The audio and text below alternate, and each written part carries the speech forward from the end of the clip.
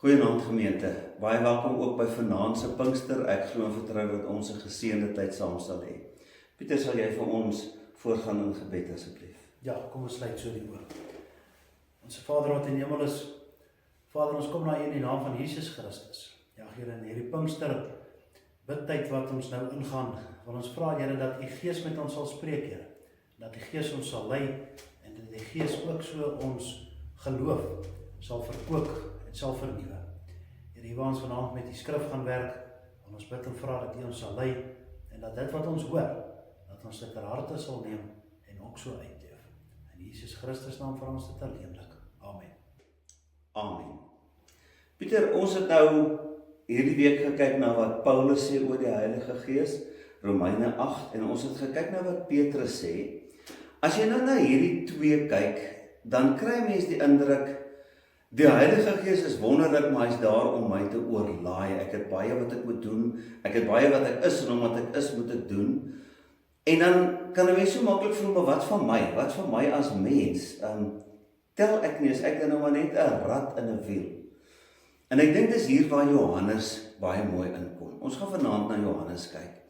Johannes en Paulus skryf definitief die meeste oor die Heilige Gees. En Johannes lê 'n baie unieke klem. Johannes sê vir ons dat jy as persoon, jy maak saak. Pieter, sal jy asseblief vir ons lees 1 Johannes 4 vers 7 tot 16. Sekerlik, gemeente, kom ons maak so ons skrif oop in die 2020 vertaling, 1 Johannes 4 vers 7 tot 16. Ek lees vir ons saam. Geliefdes, laat ons mekaar lief hê, want die liefde is uit God. En elkeen wat lief het, is uit God gebore en ken God. Wie nie lief het nie, het nie God leer ken nie, want God is liefde. Hierin is die liefde van God aan ons geopenbaar, dat God sy unieke seun na die wêreld uitgestuur het, sodat ons deur hom kan leef. Hierin bestaan die liefde, nie dat ons God liefgehad het nie, maar dat hy ons liefgehad het en sy seun gestuur het as versoening vir ons sondes. Geliefdes, as God ons so liefgehad het, behoort ons mekaar lief te hê. Niemand het God ooit aanskou nie. As ons mekaar lief het, bly God in ons en het sy liefde in ons tot vervulling gekom. Hieraan weet ons dat ons in hom bly en hy in ons. Hy het ons aan sy Gees laat deel kry en ons het dit aanskou en ons getuig daarvan dat die Vader die Seun as verlosser van die wêreld gestuur het. Wie ook al bely dat Jesus die Seun van God is, God bly in hom en hy in God. Ons ken en vertrou die liefde wat God vir ons het. Pieter, sê vir my, wat is die seerste seer wat jy al ooit gekry het? Maar, ek moet sê, dit was, ek dink die dag, toe ek met 'n fiets gery het, toe ek my voertuig by 'n mechanic gaan aflaai, en ek het daai tyd het my safety boots aangehad, het ek gedink dis 'n goeie idee om met safety boots op 'n fiets te ry. Nou ek het baie veilig heel pad gery op die fiets, tot so 400 meter van die huis af, wat letterlik die afdraai net is af van die pad. En toe ek weer wil vet gee, of toe ek weer wil trap met die fiets, toe gly my voet af, toe steek my voet so vas in die teerpad. En ek slap toe so vooroor, jy weet, en as basies kop eerste binne in die teerpad. Ek het nog 'n lelike bloederige storie hier langs die kant afgehad. Ja, ek was vir so 'n hele paar ure wat ek nie geweet het wat rondom my aangaan nie. So ek dink dit is maar vir my die seerste wat ek nou al gebeleef het. Sjoe, ek het nog nie so iets gehad nie. My seerste seer was in my eerste jaar dat hulle ons laat boks. Nou, ek wou nog gevra het, hoe werk die handskoene, waar druk jy die knoppie om te werk, en toe slaat die ou vir my dat ek trek. Ek kan nie eers rugby speel en nou moes ek geboks het. Seer is sleg, maar ek dink die seerste seer wat daar is nie 'n uiterlike seer nie, maar 'n innerlike seer. En ek wil nou nie wyd praat nie, maar ek dink die seer van alleen wees, eensaam wees. In my agterkop dink ek die ewige oordeel, die hel, is om vir altyd alleen te wees. En daardie seer het ek ervaar toe ek diensplig gedoen het. Dit was hier in 19, ek dink dit was 88 ops modulêr. Almal weet nou al, of baie mense weet nou al van die slag van die Lombard, dit was net voor daai tyd, ek was by een groepie, daar naby die Lombard rivier, naby Copacabana in Angola. Ons is nie veronderstel om daar te wees nie, ons is in die noorde van Suidwes-Afrika daai tyd. En ek moes van die een groep mense afgegaan het na die MVL battery toe. En hulle was so halwe kilometer van my af. Nou sê hulle vir my, ek moet al my goedjies vat en ek moet noordloop. Die staf wat met my gepraat het, sê vir my, hulle het vir die rekkies daar gesê, ons rekkies, ek is op pad, hulle moenie my skiet nie, so ek moet nou net reguit noordloop. Hoe weet ek waar is noord? Jy kyk na die son, Vader. Ek moet nou na die son kyk. Nou loop ek met my R1, dit was nie 'n R4 nie, R1 geweer. Ek kan nie 'n bok skiet om my lewe te red, ek skiet so sleg. Nou loop ek daar en net toe ek loop, toe sê die staf vir my, hoor jy, dis winter, daar gaan die slange wees nie, alwaar ek moet versigtig wees is vir vaplarekkies. Ek sê vir hom, o, en as ek hulle nou sien, wat doen ek? Hy sê, nee, jy sal hulle nie sien, jy sal hulle nie eers voel nie. En met daai wete, ek is nie getraumatiseer deur die Vredesoorlog nie, maar daai ding bly my by. Daai half kilometer se stap. Almal vir wie ek in 'n kwessie van 2 dae lief gekry het, los ek gaan na mense toe wat ek nie ken nie. Daai eensaamheid. Ja, die Here is by my. Maar ek wil vir sê, daai was seker die seerste seer wat ek ooit gehad het. Daai seer van eensaamheid. En binne 2 dae het ons wonderlike vriende, ek met die nuwe klomp mense. Ek dink, dis vir my wat besonder is van Johannes. Ons weet Johannes was nou die disipel wat Jesus lief gehad het en die Johannes geskrifte, die evangelie sowel as die briewe, is redelik laat geskryf. Nou, Johannes was iemand wat in die mens belang gestel het.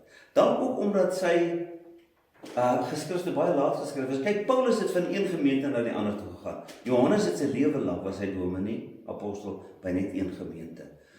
Eers in Antiochië, daarna het hulle Efese toe gegaan. So hy het verhoudings gebou met die mense. Vir Johannes is menswees belangrik. En menswees in terme van die gemeente. Ek dink die fout wat 'n mens kan maak, is wat ek aan die begin gesê het, ons het 'n klomp werk, maar wat van my? Dis juist in my betrokkenheid, waar ek my sinvolheid beleef. Kom ons dink aan 'n puzzelstukkie. Een puzzelstukkie alleen, lyk soos 'n ding wat weggeraak het. 'n Puzzelstukkie, as hy nou mens was, sou hy op sy gelukkigste gewees het, as hy deel is van die groot puzzle. Ek hou nog van, ek kom by mense en dan is daar puzzles geraam, maar ek nog nooit iemand gesien wat een puzzelstukkie raam. So dis belangrik dat ons hierdie twee goed nie teen mekaar sal skuif nie. En dis hoekom dit vir my so belangrik is dat Johannes hierdie klem lê. Dat afgesien van dat ek 'n nuwe mens is soos wat Paulus sê, afgesien van dat ek plek in die gemeente het, is die Heilige Gees die waarborg aan een kant, maar die een wat dit moontlik maak dat ek in liefde kan leef. Hierdie gedeelte wat ons saam gelees het. Die hele stuk gaan net oor liefde. Liefde, liefde, liefde, liefde. Ek probeer om dit te onthou, maar dit is so baie. Ons het God lief, God het ons lief, ons het mekaar lief. En net een keer word van die Heilige Gees gepraat. Hoekom? Dis asof Johannes vir ons wil sê, hierdie hele kwessie van liefde is moontlik as gevolg van die Heilige Gees. Niemand het God nog gesien nie. Hoe sien mense vir God? In Jesus se tyd het hulle vir Jesus gesien, maar vandag, hoe sien hulle hoe lyk God? Deur na ons te kyk. En dis die wonderlike. Ek gee liefde en ek ervaar liefde. In selfs mense, een van die stukkies wat nou nie op al die plate is, die sê hulle, liefde is net liefde as jy dit weggee. En dit is so, dink maar aan verhoudings. Wanneer jy gee, wanneer jy liefde gee, ervaar jy liefde. En dis die geheim van Johannes, Johannes Evangelie veral en Johannes briewe. Johannes was baie bekommerd oor die gemeente, oor die disippels. Toe Jesus daar die laaste aand met die disippels praat. Hulle hou Pasga, hulle dink goed, volgende week gaan ons weer huis toe. Hulle besef nie, Jesus gaan môre vermoor word. Hulle besef nie, hulle gaan alleen wees, hulle gaan so skape wees, was uit mekaar gejaag word.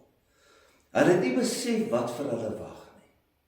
En nou as ons in Johannes Evangelie lees hoe Jesus vir hulle sê, ek wil hê julle moet weet, julle gaan nie alleen wees nie. Maar Here, as u dan nou weg is, wat gaan vir ons word? Sê Jesus, ek gaan vir julle 'n ander trooster stuur, die Heilige Gees.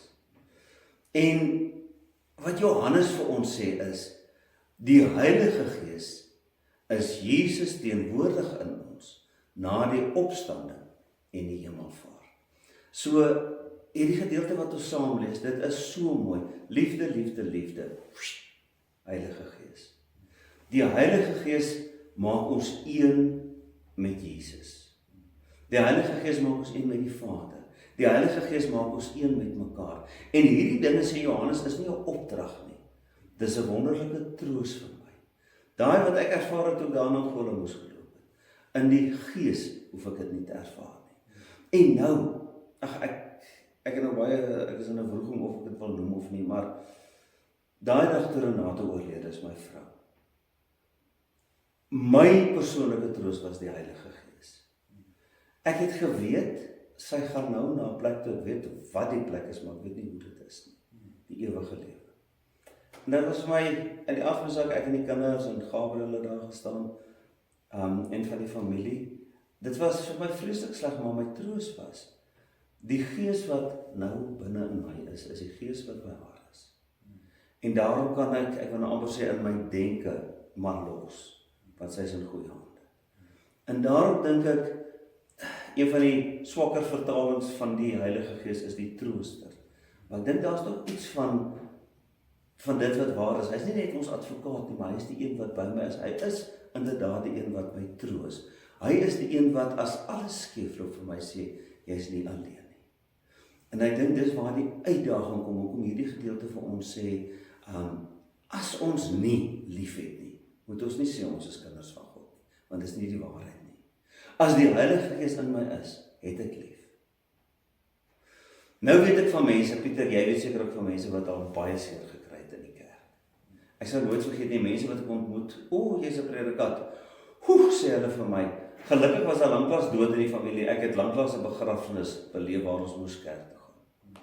Toe ek hulle nou weer ken, kom ek agter, hulle het ongelooflik seer gekry in die kerk. Weet jy, toe hulle vir my hulle storie vertel, het ek gedink, maar ek sal ook soos julle wees.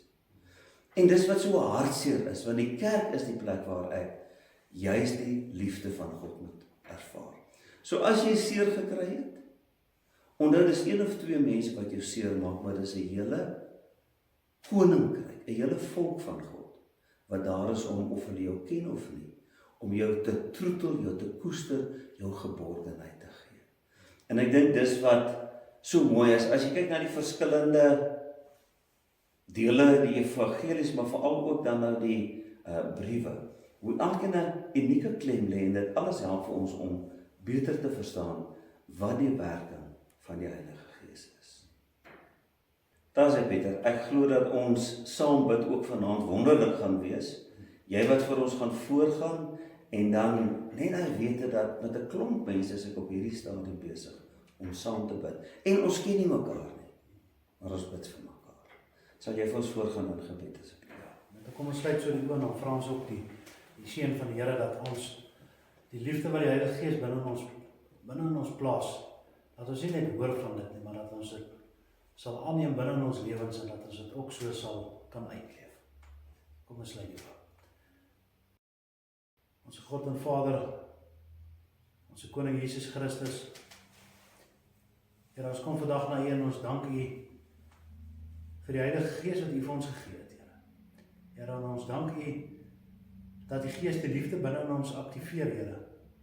Here, en ons dank U dat U ons eerste lief gehad het, Here. En dat U eers na ons toe gekom het, Here, om ons deel te kan maak van U familie. Here, hier waar ons in hierdie tyd is, Here, wil ons ook bid vir die mense wat op 'n stadium in hulle lewe geervaar het dat die kerk dalk nie liefde teenoor hulle bewys het nie, Here. Here, ons wil bid en vra dat die Gees genesing sal bring vir daai mense, Here, sodat ons kan besef, Here, dat U wil is eintlik dat ons vir die mense daar buite moet wys dat ons lief is vir hulle, Here. En dat hierdie liefde van U wat binne in ons leef, uit ons uit kan straal en dat dit vir ons 'n werklikheid kan word, Here. Ons bid dit alleenlik in die magtige naam van Christus Jesus. Amen. Amen.